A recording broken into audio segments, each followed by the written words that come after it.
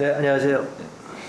저는 이제 경제 민주화를 위해서 사실은 이제 정치권에 들어온 사람이거든요. 을지로위원회를 하면서 제가 느끼는 가장 큰 보람 중에 하나는 이 을들이 느끼기 시작했다는 거죠.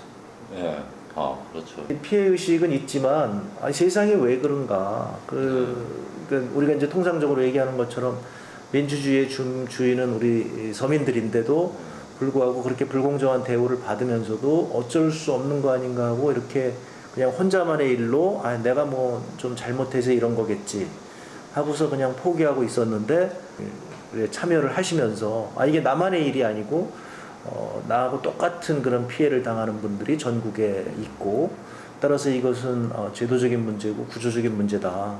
그리고 우리들이 목소리를 내야 되겠다. 들어주기만 해도 네. 정치 조금 불신에 있던 정치가 이소를 들어주고 또 어떤 사람들을 같이 모여서 협의회도 만들게 되고 이렇게 되면 희망이 좀 보이죠. 그러면 어려운 문제를 네.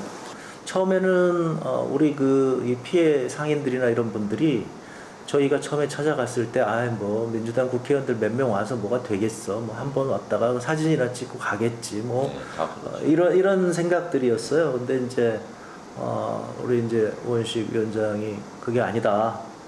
나는 문제를 해결한다. 그래서 이제 끊임없이 가가지고 지금 뭐 많은 문제를 사실 지금 해결을 했거든요. 대단한 성과를 거쳤죠. 근데 이제 성과를 거두고 그렇게 이제 남양유업 사태라든가 뭐 대우 자동차라든가 뭐 CJ 뭐 이렇게 해서 이제 성과들을 거두니까 이제 아까 말씀드린 대로 이게 일괄성이 아니구나. 그리고 우리가 목소리를 내면 이제 되는 거구나 하는 그 각성의 계기가 됐다고 하는 것이 저는 뭐 굉장히 중요하다고 생각을 하고요.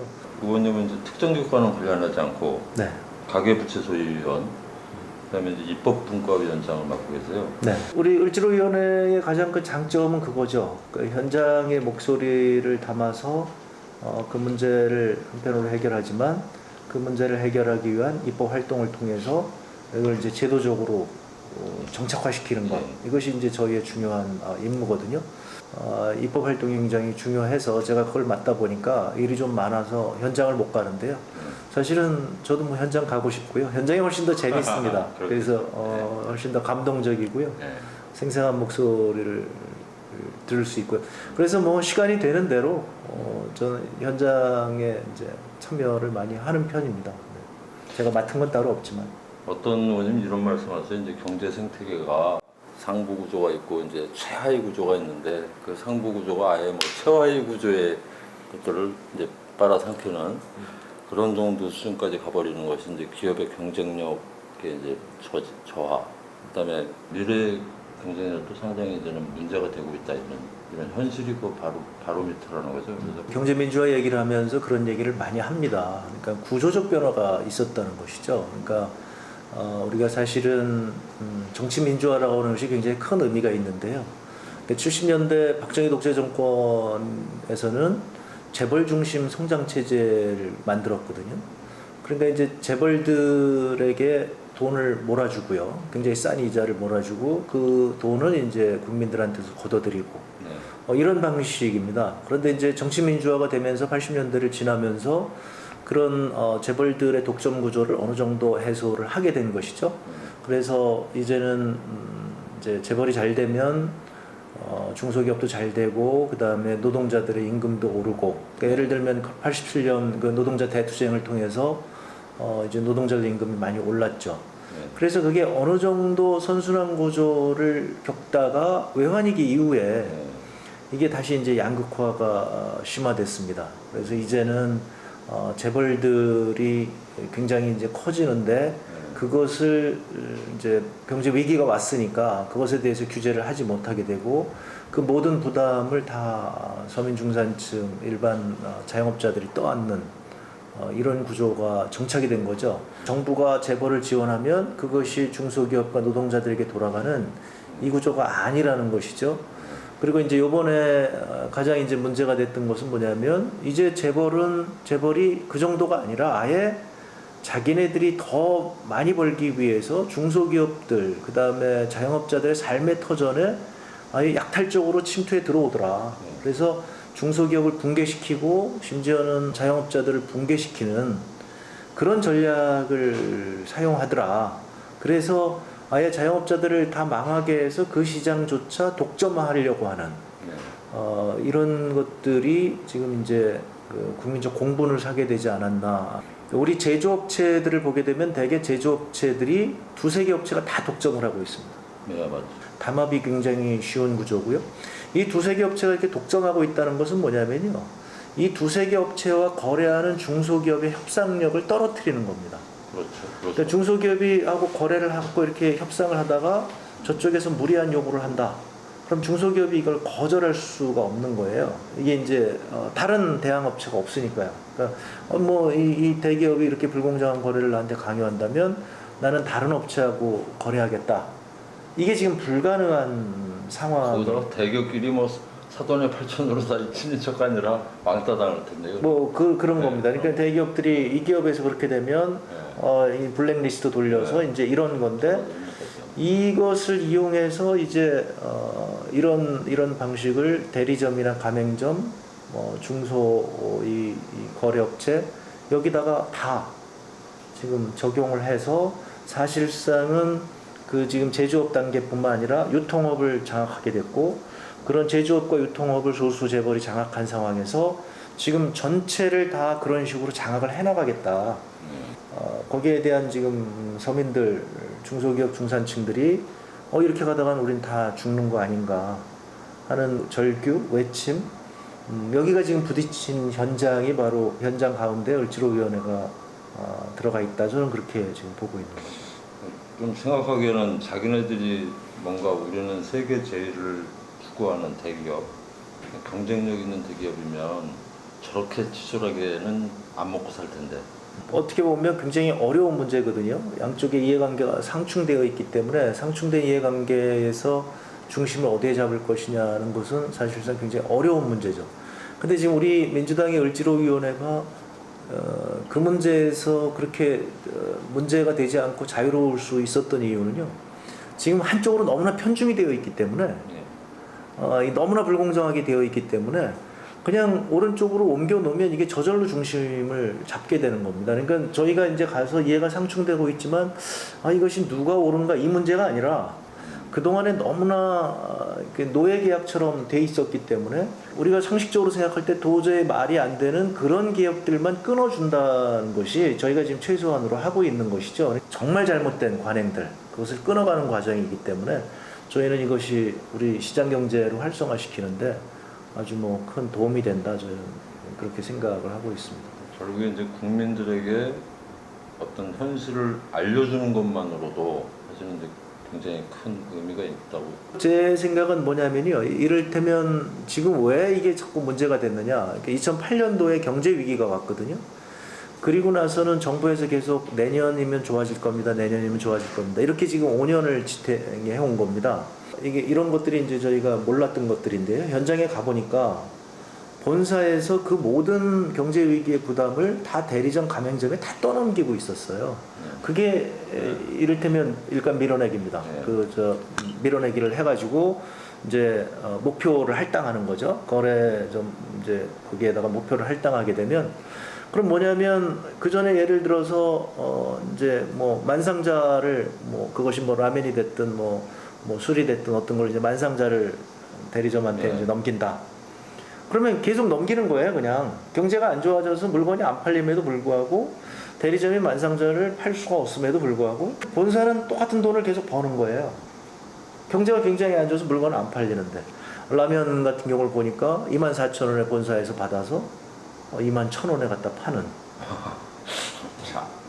그렇게 안 하면 대리점 계약을 해지하겠다고 그러니까 어쩔 수 없이 이렇게 되는 이런 것들이 지금 몇 년간을 쌓아왔다는 것이죠. 그러니까 이게 한 해면 끝나겠지, 내년에 경제가 좋아지겠지 하고 대리점 가맹점에서 참아왔는데 몇 해가 되니까 이게 그 몇 해 동안 이제 그거 어떻게 합니까? 손실 계속 본 걸 빚으로 다 메꿔 왔는데 이제는 이자 갚기에도 지금 허덕이고 있으니까 더 이상 버틸 수가 없다. 그래서 이제 그게 이제 걱정이 많이 되는 건데요.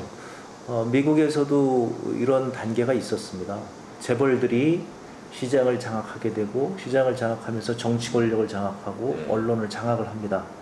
그러니까 그런 재벌들의 반대되는 목소리는 정치권에서도 발언이 안 나오고 그다음에 언론에서도 얘기가 안 되고 잘 아시겠지만 미국에서 1900년대 초반에요. 그 뮤크레이커라고 그래가지고 거름더미를 뒤지는 사람들이라는 이제 네. 그 표현인데요. 현장에 생생한 목소리가 있는데 그거를 제도권 언론이 그 재벌들의 편만 들고 안 받아주다 보니까 이 거름더미를 뒤지는 사람들이 등장하게 됐고요. 이것이 경제민주화를 활성화시키는데 아주 큰 역할을 하게 됩니다. 그러니까 저는 지금 우리 을지로위원회가 굉장히 중요한 역할을 한다는 게 이제 바로 그런 의미인데요. 재벌에 의해서 장악되어 갖고 있던 것을 지금 반전시키고 있는 그런 상황. 그래서 언론도 바로 지금 오늘 지금 이거 인터뷰하는 것도 그런 의미 아니겠습니까? 그런 생생한 언론들이 지금 만들어지는 계기가 되는 것.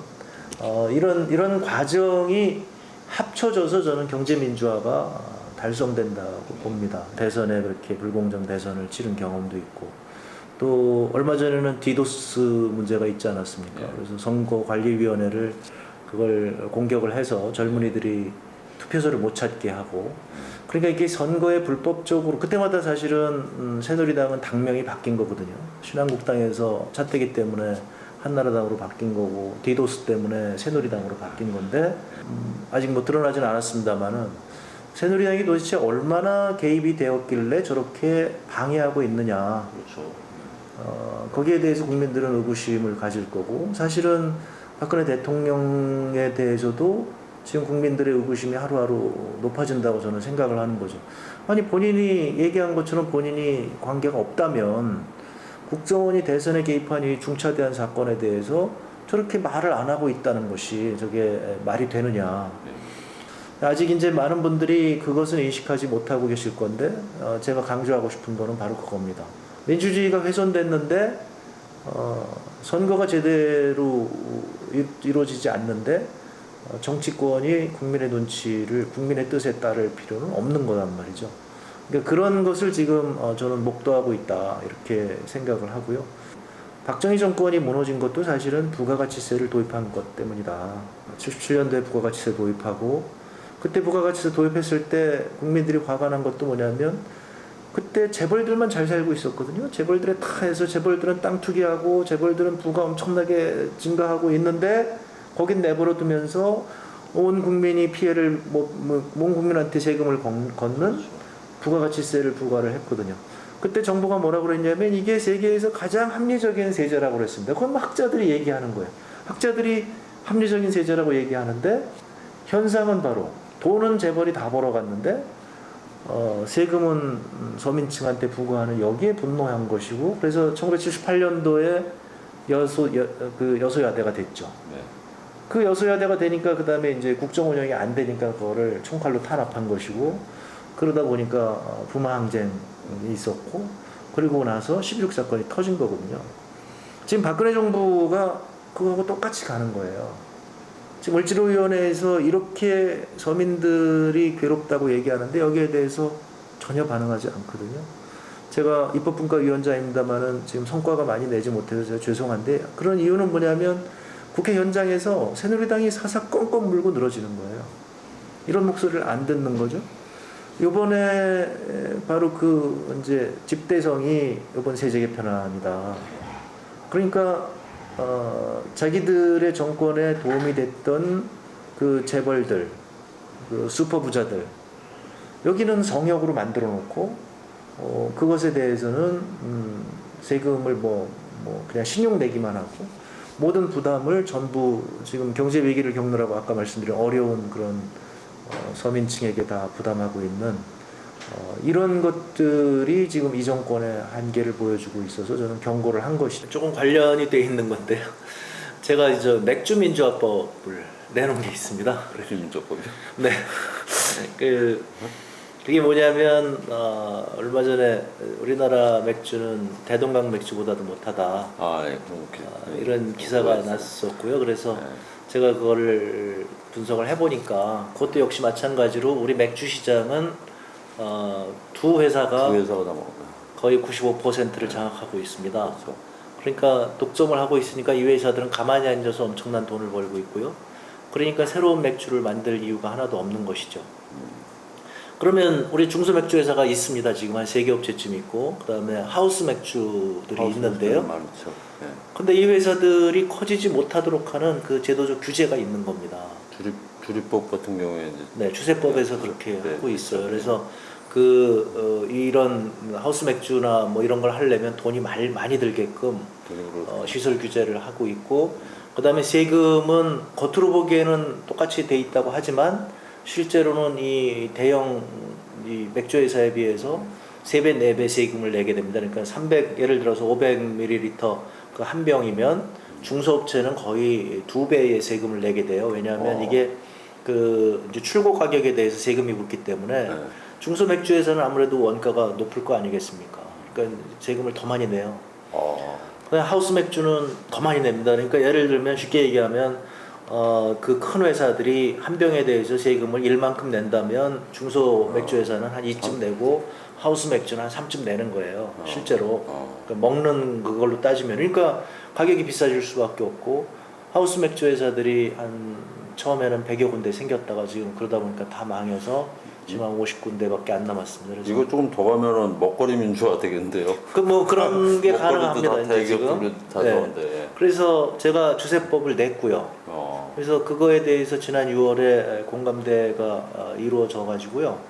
이제 다음번에 통과를 시키자 그랬더니 정부가 이번에 88 세제 개편안에서 그중에 일부를 받았습니다.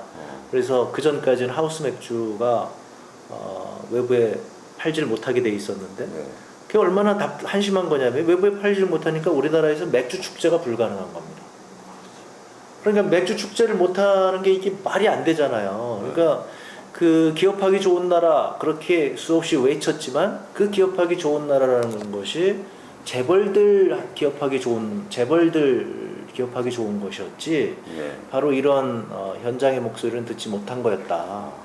그래서 이제 이번에 88 세제 개편에 이제 포함은 됐습니다만은 여기 또 재벌한테 유리하게 또 결국은 또 만들어놨어요. 일부는 또 봐주는 것처럼 하면서 일부는 또 재벌에게 유리하게 만들어놨는데 그거를 제가 이제 가을 정기국회 때 그거까지 하게 되면 내년도에는 아마 여기저기에서 맥주 축제가 열릴 것이고 그 다음에 맛있는 맥주를 만드는 굉장히 많은 집들이 전국 각지에 생길 것이고요.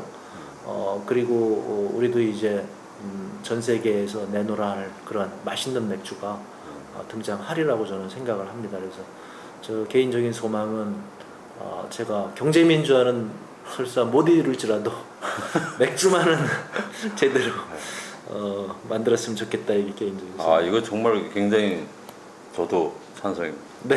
와인도 뭐 1톤 이상 이렇게 뭐 이렇게 다 규제가 다 있더라고요. 맞습니다. 네. 네, 이게 그래서 저도 요 한 분야에 지금 봤는데 앞으로 이제 다른 분야에도 비슷한 문제가 있을 것 이게 같습니다. 완전히 그 술꾼들에게는 확실하게 다가오는데요.